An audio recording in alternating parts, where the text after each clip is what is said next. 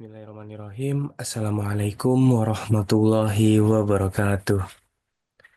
Perkenalkan, nama saya Iqbal Fadila dengan NIM 17016262114. Di sini saya akan memaparkan seminar proposal yang berjudul Pengaruh Penggunaan Media Pembelajaran Berbasis IT dan Keterampilan Mengajar Guru Terhadap Hasil Belajar Mata Pelajaran Ekonomi.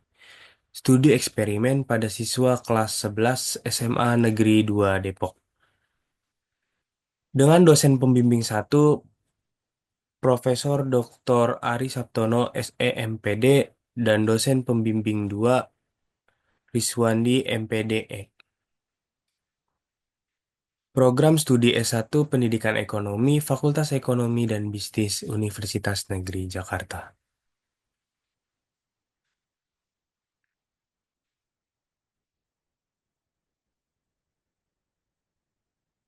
Yang pertama, eh, di sini saya akan menjelaskan latar belakang masalah dari penelitian ini. Teknologi di era sekarang sangatlah membantu dalam banyak bidang, terutama pada pendidikan. Menurut Suyuti, tahun 2023, penggunaan teknologi dalam pendidikan memiliki potensi untuk meningkatkan hasil belajar. Hal serupa peneliti temukan ketika observasi di SMA Negeri 2 Depok. Peneliti menemukan bahwa siswa lebih antusias ketika menggunakan media pembelajaran berbasis IT dibandingkan dengan metode ceramah konvensional. Pada saat observasi, siswa mengatakan bahwa kurangnya pemanfaatan teknologi sebagai media pembelajaran yang digunakan oleh guru mata pelajaran. Selanjutnya, ada rumusan masalah penelitian. Yang pertama, apakah terdapat perbedaan hasil belajar ekonomi antara siswa yang diajar menggunakan media pembelajaran berbasis IT dengan siswa yang diajar dengan media pembelajaran konvensional? Yang kedua, apakah terdapat perbedaan hasil belajar ekonomi antara guru yang memiliki keterampilan mengajar tinggi dengan keterampilan mengajar yang rendah? Ketiga, apakah terdapat pengaruh interaksi antara media pembelajaran berbasis IT dan keterampilan mengajar guru terhadap hasil belajar ekonomi? Selanjutnya, ada tujuan penelitian. Yang pertama, menganalisis perbedaan hasil belajar ekonomi siswa antara yang menggunakan media pembelajaran berbasis IT dengan media pembelajaran konvensional. Yang kedua, menganalisis perbedaan hasil belajar ekonomi antara guru yang memiliki keterampilan mengajar tinggi dengan keterampilan mengajar rendah. Yang ketiga, menganalisis interaksi antara penggunaan media pembelajaran berbasis IT dan keterampilan mengajar guru terhadap hasil belajar. Selanjutnya, ada manfaat pada penelitian ini. Yang pertama, manfaat secara teoritis, yaitu memberikan kontribusi pada pengembangan teori mengenai penggunaan media pembelajaran berbasis IT, keterampilan mengajar guru, dan hasil belajar, dan juga menjadi referensi untuk penelitian lain yang memiliki variabel serupa.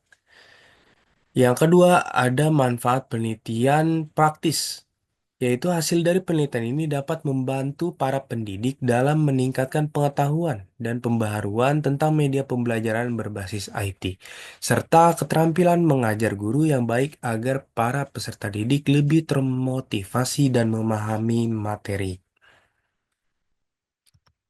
Selanjutnya, ada teori pendukung atau yang biasa disebut dengan grand teori. Di sini penelitian ini menggunakan teori konstruktivisme oleh Vygotsky. Teori ini berfokus pada peran sosial dalam proses pembelajaran dan pengembangan kognitif individu. Teori ini menitikberatkan pada interaksi dari faktor-faktor interpersonal, kultural historis, penggunaan alat, dan individual sebagai kunci dari perkembangan manusia. Teori ini relevan karena media pembelajaran berbasis IT yang berperan sebagai alat dalam mendukung pembelajaran dan pengembangan keterampilan, sedangkan guru menjadi fasilitator bagi para muridnya.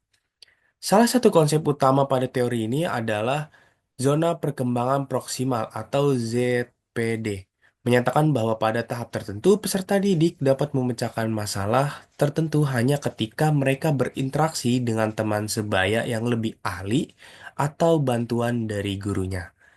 Selanjutnya, ada kerangka berpikir pada penelitian ini, yaitu karena rendahnya hasil belajar ekonomi.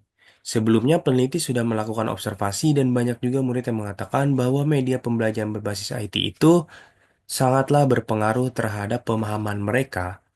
Maka peneliti nantinya akan membagi menjadi dua kelas.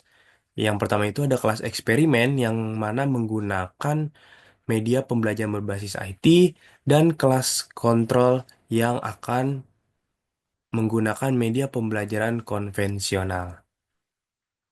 Kemudian akan terjawab pernyataan yang di awal tadi, apakah sebenarnya penyebab rendahnya hasil belajar dan apa yang dapat membuatnya naik.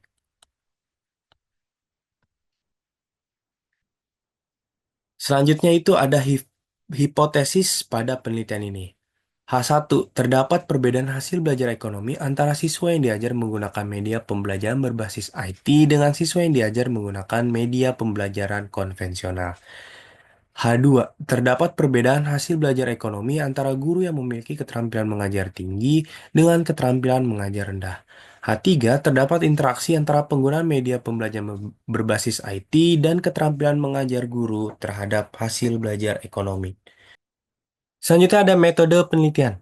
Yang pertama itu ada waktu dan tempat penelitian. Penelitian ini akan dilaksanakan di SMA Negeri 2 Depok dan dilakukan pada bulan April sampai dengan Mei.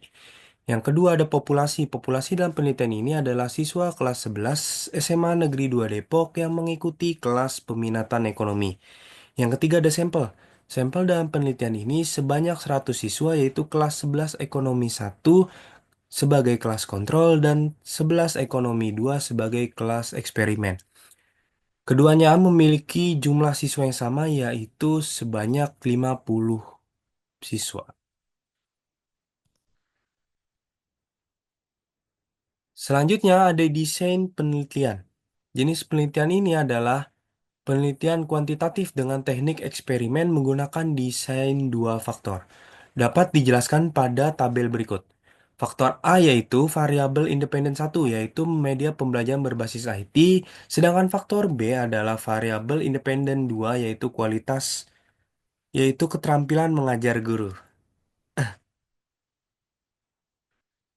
Nah, grup satu itu maksudnya adalah rata-rata nilai variabel dependen kelompok A1 dengan B1. A1 di sini adalah media pembelajaran berbasis IT, sedangkan B1 itu adalah keterampilan mengajar guru yang tinggi. Sedangkan grup 2 maka media pembelajaran berbasis konvensional dan dicantumkan dengan kualitas keterampilan mengajar guru yang tinggi, dan seterusnya. Selanjutnya ada teknik analisis data. Yang pertama ada uji prasyarat instrumen yaitu uji validitas dan uji reliabilitas. Yang kedua ada uji prasyarat analisis yaitu uji normalitas, uji homogenitas, uji hetero, uji hipotesis yang meliputi ANAVA 2x2, uji 2K, dan uji T. Sekian yang dapat saya sampaikan, kurang lebihnya mohon dimaafkan. Wabillahi taufiq wal hidayah. Wassalamualaikum warahmatullahi wabarakatuh.